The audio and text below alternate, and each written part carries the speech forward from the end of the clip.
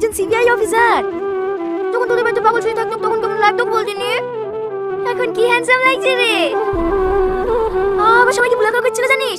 ওরে কি সিবিআই দের হেড। কি রে শ্যামলি, তুই কাঁদছিস? না না, আমি কাঁদতে যাবো কোন দুঃখে? ও একজন বড় সিবিআই অফিসার, এখন আমাদের মতো গরিবদের কথা মনে রাখবে? না, মনে রাখবে না। এতদিন ধরে তোদের বাড়িতে ছিল। ওই দাদা তোর দিকে তাকাচ্ছে। কই?